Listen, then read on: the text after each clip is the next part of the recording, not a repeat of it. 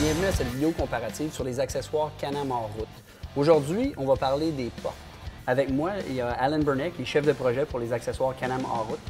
Alan, ce que j'aimerais faire aujourd'hui, j'aimerais que tu nous parles un petit peu de cette porte-ci. Excellent, Christian. En fait, c'est une nouvelle porte qu'on a introduite cet hiver pour les produits Can-Am côte à côte. On s'est associé avec la compagnie Pro Armor, qui ont une bonne expertise dans les portes de véhicules côte à côte. Avec nos ingénieurs ont travaillé avec les dealers pour concevoir le produit que tu vois ici. C'est une porte complètement en aluminium, avec un cadre d'1 pouce et quart, donc un gros cadre, avec une plaque en avant encore en aluminium. Donc, ça favorise les pentures, durée de vie de penture. Je comprends, dans le fond, c'est plus léger. Maintenant, ce que je me demande, c'est ici, cette courbe-là dans la porte. Y a-t-il une raison spéciale pour ça? En fait, ce pli-là dans la porte, on l'a fait expressément pour permettre plus de place quand on fait de la conduite agressive. On n'a pas besoin de s'inquiéter. Ah, okay. On va-tu se cogner les coudes là-dessus? Ça nous laisse de la place. C'est fait pour ça. L'autre affaire qu'on a faite, c'est qu'on a baissé le cadre un peu pour permettre une meilleure visibilité en avant, autant à gauche qu'à droite. Si tu es ici, tu regardes de l'autre côté en avant.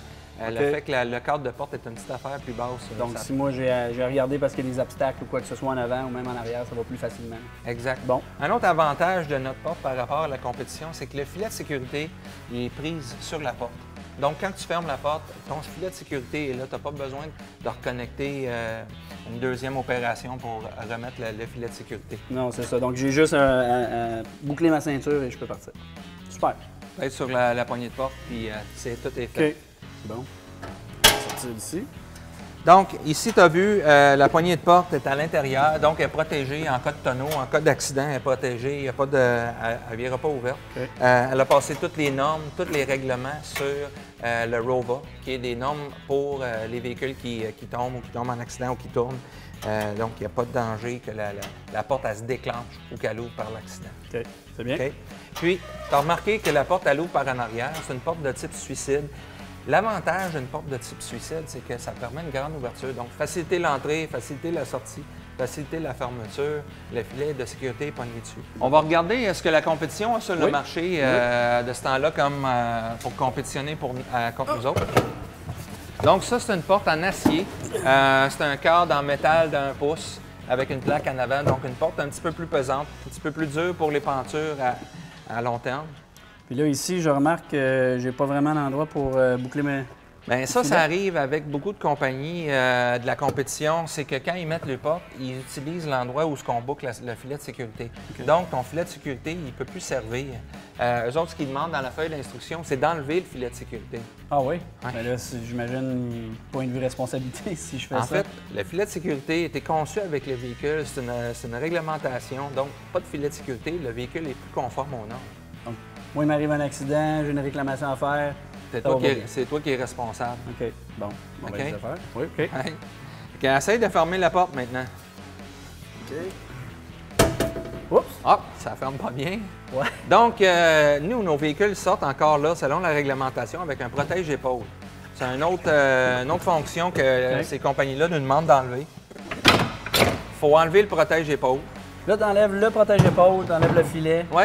Puis, il te laisse ici un genre de sortie, une pièce non finie que tu pourrais t'accoter, tu pourrais te faire mal. Ouais, juste esthétiquement, c'est pas très joli, puis en plus, c'est pas sécuritaire.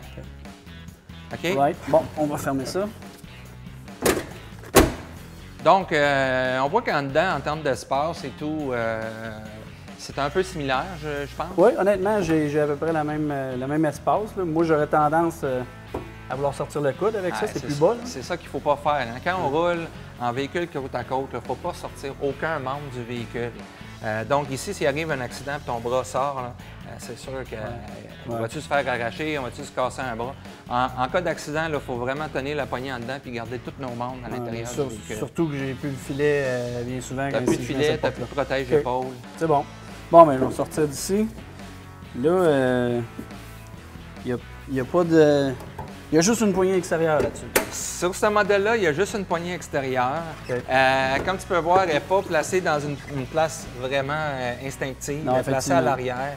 Tu as un peu de bras poigné pour l'ouvrir.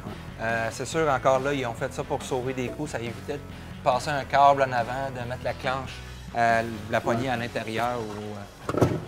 OK. Fait que c'est un peu ça, les grosses différences. Si on en revient à celui-là ici, Christian, Bien important, le filet de sécurité, la grande ouverture, c'est des choses qui nous tiennent à cœur chez Can-Am. L'entrée et la sortie du véhicule, et puis le fait qu'on respecte toutes les normes. Bien, super. Ça fait le tour, un peu le tour d'horizon de ces portes-là. Merci beaucoup, Alan. J'espère que ça a été informatif pour vous aussi. De la part d'Alan et moi-même, merci d'avoir été là.